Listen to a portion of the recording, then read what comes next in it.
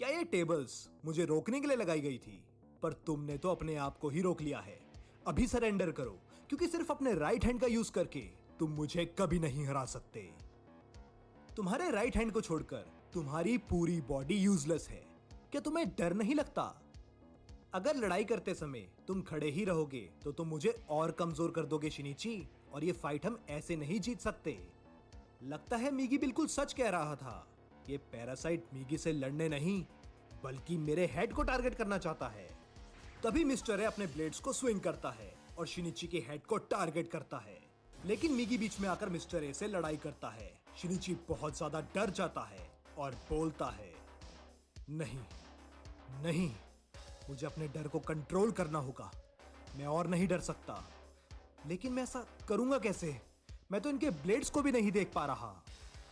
इस फाइट को जीतने का सिर्फ एक ही तरीका है शिनिची, मीगी बोलता है। हमें एक एक्टिंग करनी होगी। जब मैं मिस्टर ए पर अटैक करूंगा तो मैं ऐसे एक्ट करूंगा जैसे मैं उससे लड़ाई करने की कोशिश कर रहा हूं, बट रियलिटी में मैं तुम्हें बचाने की कोशिश करूंगा। अगर तुम उस पर अटैक नहीं करोगे तो मिस्टर ए पर आखिर अटैक करेगा कौन? शिनिची पूछता है। शिनिची, क्या मुझे अटैक करना होगा? मुझे ऐसा लगता है कि मिस्टर ए ने ह्यूमंस को कुछ ज्यादा ही अंडर एस्टिमेट कर लिया है। वो मुझसे लड़ने की कोशिश तो करेगा, लेकिन वो ये बिल्कुल भी एक्सपेक्ट नहीं कर रहा होगा कि तुम भी उस पर अटैक कर सकते हो। यही उसकी वीकनेस है और हम इसी मौके का फायदा उठाएंगे। यही मेरा प्लान है। मैं डिफेंस पर रहूंगा, तुम अटैक पर, और ऐसे ही हम ये फाइट उससे जीतेंगे। शिनिची अब सोचने लगता है और हल्के हल्के उस पैरासाइट की तरफ बढ़ने लगता है। मुझे मीगी पर ट्रस्ट करना होगा, वो मुझे प्रोटेक्ट करेगा। शिनिची और आगे बढ़ता है और बिना डरे मीगी के दिए हुए वेपन को बाहर निकालता है, और जैसे ही वो देखता है कि मिस्टर ए अब थक चुका है, शिनिची उस वेपन को मिस्टर ए की चेस्ट में स्टैब कर देता है। If I don't do this, he will kill us.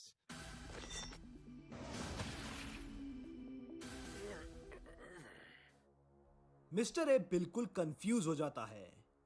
हमने कर दिखाया शिनिची, मीगी बोलता है। इतना ज्यादा ब्लड लॉस मिस्टर ए को खत्म कर देगा। इम्पॉसिबल। आखिर एक ह्यूमन ने मुझे मारने का रास्ता कैसे ढूंढ लिया? अपना इतना ज्यादा ब्लड लॉस होता देख मिस्टर ए बहुत ज्यादा डर जाता है और किसी तरह अपने ब्लड को रोकता है। मिस्टर ए अब भागने की कोशिश करता है। ऑल राइट, मीगी बोलता है, हमें उसे फॉलो करना होगा और उसे यहीं खत्म करना होगा। नहीं, हमने उसे पहले ही काफी नुकसान पहुंचा दिया है, शिनिची बोलता है। उसको ऐसे ही छोड़ देना कोई अच्छी स्ट्रेटेजी नहीं है शिनिची। नहीं, अगर मैंने उसका पीछा किया और उसे मार दिया तो मैं एक मर्डरर कहलाऊंगा। मैं ऐसा बिल्कुल नहीं कर सकता। मिस्टर ए अब बचकर भागने की कोशिश करता है और सोचने लगता है कि आज सिर्फ मैं एक ह्यूमन की वजह से मारा जाऊंगा। इसका बिल्कुल भी सेंस नहीं बनता। मेरे होस्ट की बॉडी अब काम करने लायक नहीं बची है। मुझे जल्द ही रिलोकेशन करना होगा। हाँ, रियोको, मुझे रियोको के पास जाना होगा। अब मैं उसी के साथ उसकी होस्ट को शेयर करूंगा। सभी स्टूडेंट्स स्कूल की बिल्डिंग के बाहर आ जाते हैं और जल्द ही पुलिस भी साइट पर पहुंच जाती है। मिस्टर ए अब रियोको को ढूंढने लगता है और सेंस करता है कि रियोको सिर्फ 5 मीटर्स की दूरी पर है। और जैसे ही मिस्टर ए काउंसलर्स ऑफिस का डोर खोलता है, वो देखता है कि रूम में गैस सिलेंडर्स खुले पड़े हुए हैं। मिस्टर ए रियोको को देखता है। रियोको मिस्टर ए को देखती है और बिल्डिंग से जंप करके वहां से भाग जाती है।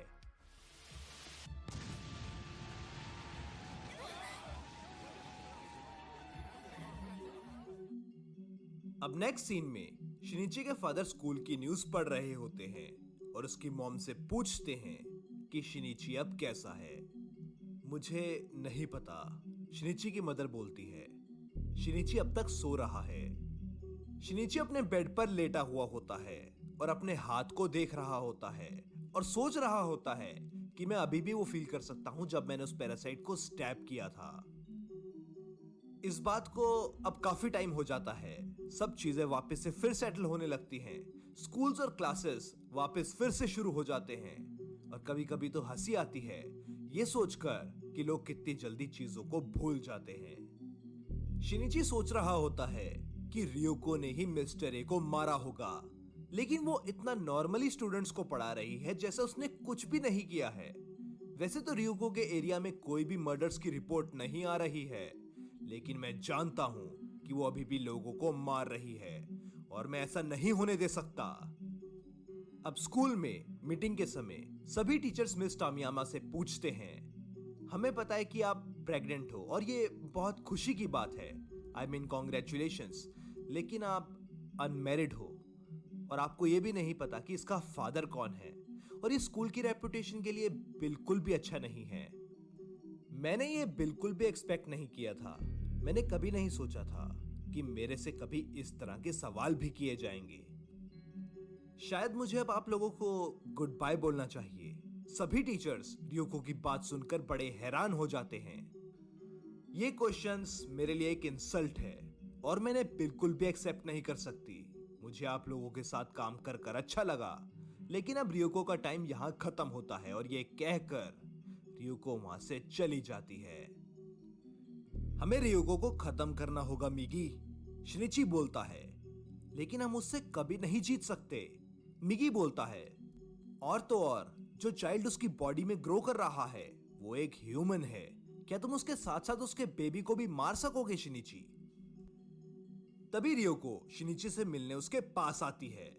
रियोको तामियामा अब एग्जिस्ट नहीं करती शिनिची, और उसके सर्कल के जितने भी लोग हैं उन्हें भी जिंदा नहीं रहना चाहिए।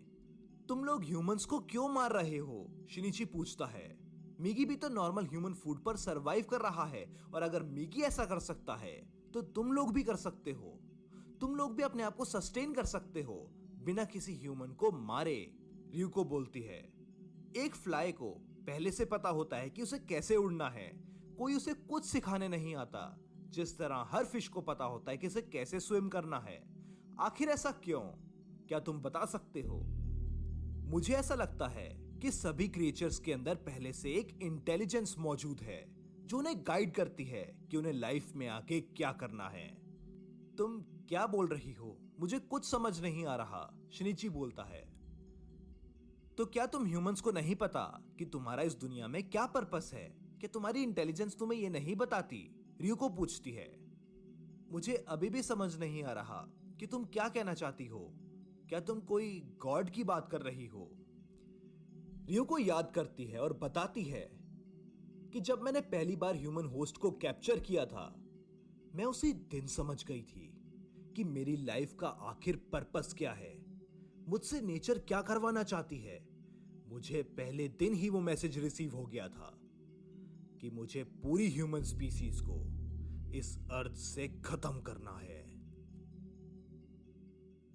When I first took control of this human host, I instantly received a directive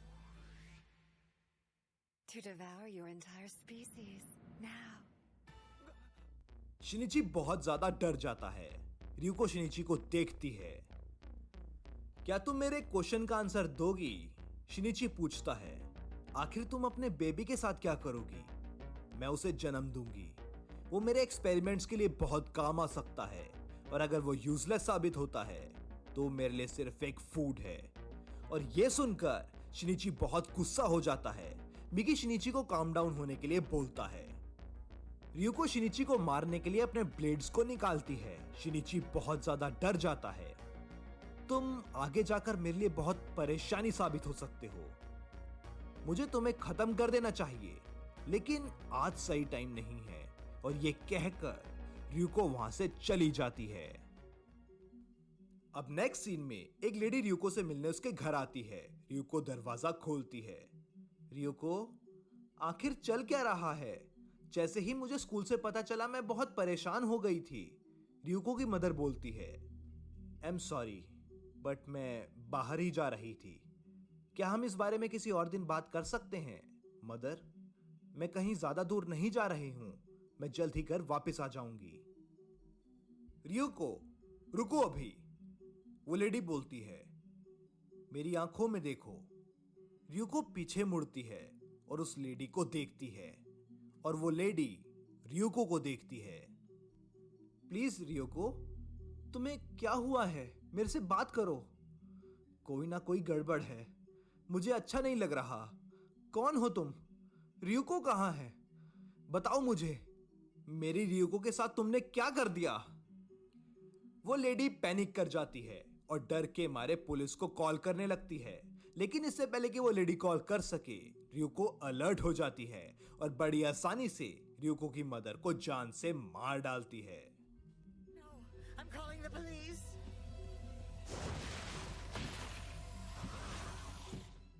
Strange. I doubt this woman had any special sensory abilities or anything. अब नेक्स्ट सीन में शिनिची अपने बेड से उठता है, अपने ग्लासेस को पहनता है और मिगी को आवाज लगाता है। लेकिन जैसे ही वो अपने राइट हैंड को देखता है, वो वहां नहीं होता। शिनिची चिल्लाता है और देखता है कि मिगी शिनिची की बॉडी से अलग हो चुका है।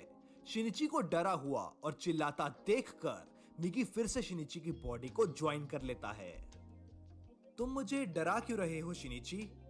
तुम डर रहे हो या मुझे हार्ट अटैक दे रहे हो? तभी शिनिची की मदर शिनिची के रूम में आती है और पूछती है, क्या तुम ठीक हो? आखिर तुम चिल्ला क्यों रहे हो?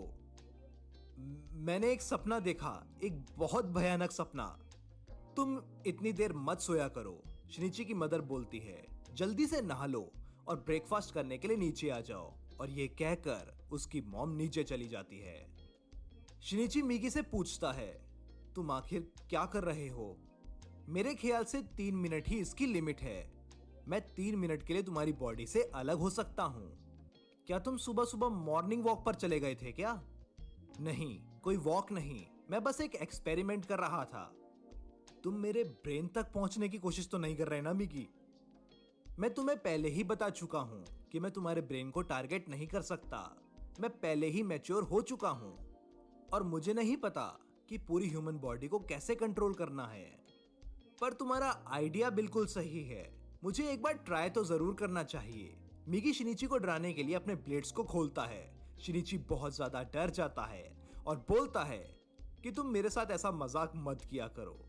But still, perhaps I should give it a try. Quit screwing around! तो इसका मतलब जिन पैरासाइट्स ने ह्यूमन ब्रेन को कैप्चर किया है, बस वो ही एक बॉडी से दूसरी बॉडी में अपने आप को रिलोकेट कर सकते हैं। शिनिची पूछता है। हाँ, थ्योरी तो यही कहती है, मिगी बोलता है, पर फिर भी ऐसा करना पैरासाइट्स के लिए काफी डेंजरस साबित हो सकता है। अब नेक्स्ट सीन में शिनिची ब्रेकफास्ट करने के लिए नीचे आता है। शिनिची के फादर बोलते हैं कि उन्हें फाइनली काम से छुट्टी मिली है और वो उसकी मदर के साथ वेकेशन पर जाना चाहते हैं। क्या आप लोगों को नहीं लगता कि ऐसा करना रिस्की होगा? शिनिची पूछता है। मिंस मीट मर्डर्स की वजह से?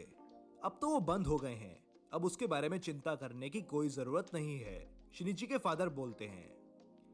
लेकिन इसका मतलब ये नहीं है कि किलर अब पकड़ा जा चुका है। आप ऐसे ही किसी स्ट्रेंज प्लेस पर नहीं जा सकते डैड, ये बहुत डेंजरस है।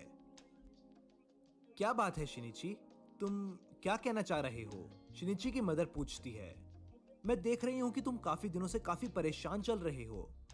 अगर तुम्हें कोई चीज बॉदर कर रही है तो हम अपना प्लान भी कैंसिल कर सकते हैं। बताओ क्या बात है शिनिची? नहीं, ऐसी कोई बात नहीं है। और ये कहकर शिनिची वहां से चला जाता है। शिनिची स्कूल जाने लगता है और सोचने लगता है कि अगर मैंने गलती से भी अपने पेरेंट्स को सब सच बता दिया तो मुझे नहीं पता कि मिगी क्या करेगा।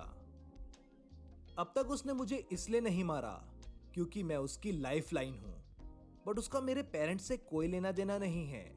वो बिना सोचे उन्हें खत्म कर देगा। मिगी प्यार और कंपैशन के कंसेप्ट को नहीं जानता, उसको इन चीजों से कोई फर्क नहीं पड़ता। और सच पूछो तो मिगी बाकी पैरासाइट से बिल्कुल भी अलग नहीं है। मैं जानती हूं शिनिची मुझसे कुछ छुपा रहा है, शिनिची की मदर बोलती है। हाँ, ऐसा हो सकता है। शिनिची अब कोई बच्चा थोड़ी है और मुझे ऐसा लगता है कि शिनिची बहुत समझदार है। उसने कभी हमारे साथ गलत नहीं बोला और ना ही कभी परेशान किया है। शिनिची के फादर नोबुको के हाथ के स्कार को देखते हैं। ऐसा भी तो हो सकता है कि शिनिची अभी भी तुम्हारे स्कार के बारे में गिल्टी ना फील कर रहा हो। क्या सच में? क्या तुम्हें सच में ऐसा लगता है? पर वो तो बहुत पुरानी बात है। मॉम, क्या मुझे एक सिल्वर प्लेट मिल सकती है? मेरे स्कूल में एक साइंस एक्सपेरिमेंट है, शिनिची बोलता है। हाँ ऑफ कोर्स, सिल्वर प्लेट्स अलमीरा के ऊपर रखी हैं। शिनिची प्लेट्स निकालने के लिए स्टूल के ऊपर चढ़ता है और प्लेट्स निकालने लगता है, लेकिन सडनली शिनिची का स्टूल डिसबैलेंस हो जाता है और वो स्टूल से नीचे गिर जाता है। संभल कर शिनिची की मदर बोलती है और नोटिस करती है कि स्लैब पर रखी हुई करी शिनिची के ऊपर गिरने वाली है। नोबुको पैनिक कर जाती है और शिनिची को बचाने के लिए अपना हाथ आगे कर देती है और वो सारी करी नोबुको के हाथ पर गिर जाती है।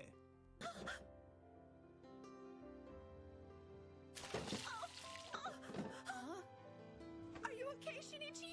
क्या तुम ठीक हो शिनिची? कहीं तुम्हें कोई चोट तो नहीं आई? वो करी तुम्हारे ऊपर तो नहीं गिरी ना?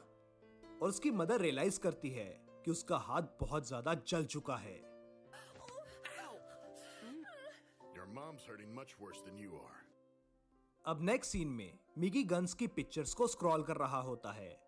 आखिर मुझे पेरेंट्स के लिए वरिड क्यों नहीं होना चाहिए? शिनिची पूछता है। मेरे ख्याल से पैरासाइट्स अर्बन एरियाज को ज्यादा प्रेफर करते हैं क्योंकि वहां लोग ज्यादा होते हैं, और अगर तुम्हारे पेरेंट्स कंट्री साइड वेकेशन मनाने जाएंगे तो वो ज्यादा सेफ रहेंगे कंपैरेटिवली यहाँ रहने के। शायद तुम सही कह रहे हो, शिनिची बोलता है। तभी नोबुको शिनिची के रूम में एंटर करती है। शिनिची बहुत ज्यादा डर जाता है और पीछे मुड़ता है। क्या तुम किसी से बात कर रहे थे? नहीं, मैं बस अपने आप से बात कर रहा था मॉम। बताओ आपको क्या चाहिए? मैं तो बस डिनर के लिए पूछने आई थी। ओके, मैं बस थोड़ी देर में नीचे आता हूँ। और मॉम, अगली बार जब मेरे रूम में एंटर करो प्लीज एक बार नॉक कर लेना। क्या मुझे यहाँ कोई प्राइवेसी मिल सकती है या नहीं? ओके शिनिची। और ये कहकर उसकी मॉम नीचे चली जाती है। अब रात को डिनर करते समय शिनिची बोलता है, मैं आप लोगों को ट्रिप पर जाने के लिए सुबह मना कर रहा था। आई थिंक मैं गलत था। आप लोगों को वेकेशन स्पेंड करने के लिए जरूर जाना चाहिए। तो आप लोग कब जाने का प्लान कर रहे हैं? मुझे समझ नहीं आ रहा, नोबुको बोलती है।